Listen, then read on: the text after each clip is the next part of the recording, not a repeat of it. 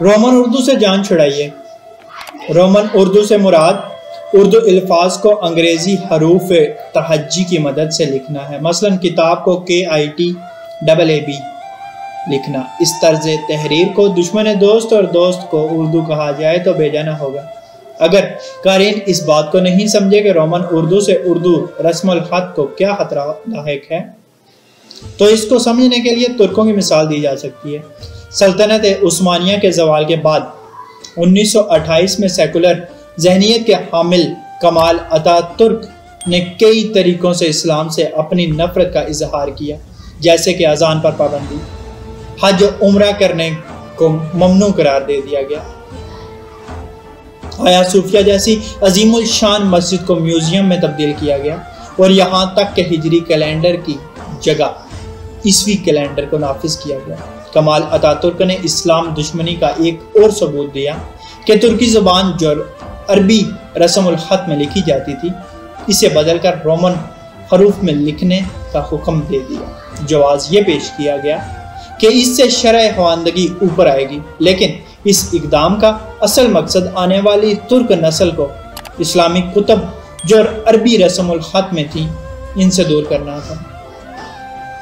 اس بات کا واضح ثبوت ترکی کے پہلے وزیر اعظم عصمت انونو کے ان الفاظ سے ہوتا ہے کہ حرف انقلاب کا مقصد نئی نسل کا ماضی سے رابطہ منقطع کرنا اور ترک معاشرے پر مہذب اسلام کی چھاپ اور اثر و رسوخ کو کمزور بنانا ہے۔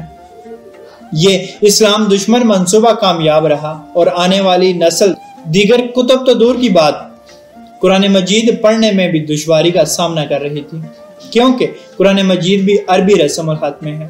نتیجے کے طور پر سلطنت عثمانیہ کے زمانے میں لکھی جانے والی بیش بہا کتب کا خزانہ تو موجود تھا، لیکن ترک ان کتابوں کو پڑھنے سے قاصر تھے، اور کسی نے ان حالات کا کیا خوب تجزیہ کیا کہ ترک قوم رات کو سوئی تو پڑھی لکھی تھی لیکن صبح اٹھی تو ان پڑھ ہو چکی تھی، کیونکہ ان کا واسطہ ایک ایسے رسم الخط سے پڑا تھا جس سے وہ نابلد تھے۔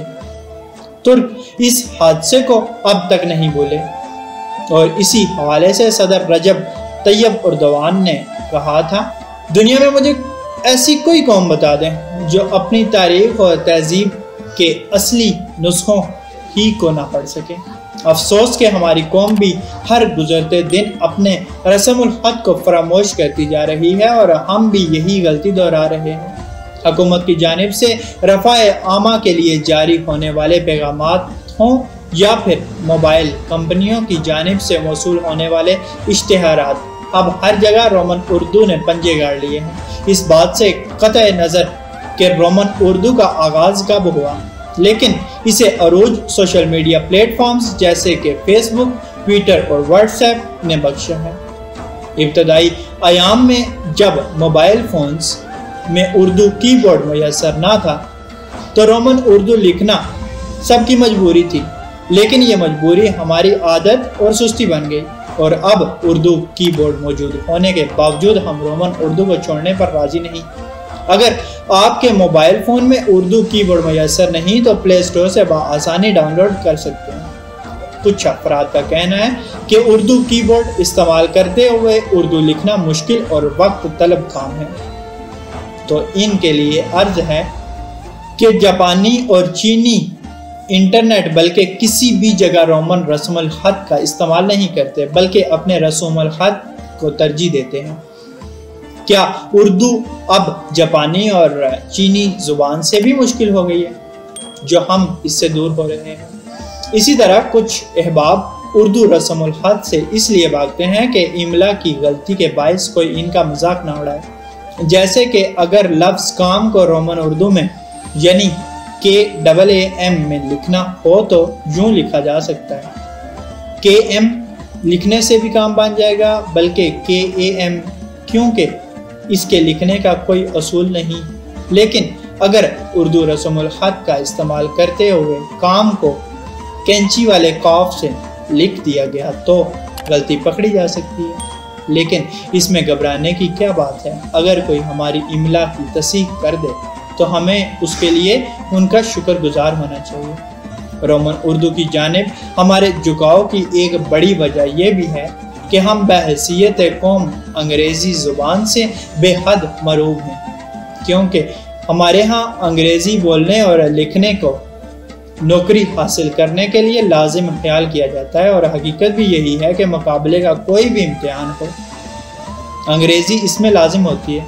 यानी अंग्रेज़ी बतौर मजमून ही लाजिम होती तो ठीक, लेकिन यहाँ मताले पाकिस्तान हालात हाजरा और 20 मज़ामीन अंग्रेज़ी में लाजिम करार दिए गए हैं। जब लोग अंग्रेज़ी को ही सब कुछ समझेंगे तो वो उर्दू की जानिब क्यों कराएंगे और उर्दू रस्मुल ख़त को क्यों तरजीह देंगे? इसका हल यही है कि मुकाबले के इम्तहानात में अंग्रेज़ी की जगह उर्दू मजमून नवीसी को लाजिम करार दे दिया जाए। तो ना सिर्फ अवाम को इसकी अहमियत का एहसास होगा, बल्कि वो खुद उर्दू रस्मुल ख़त की जानिब राग़िब होंगे।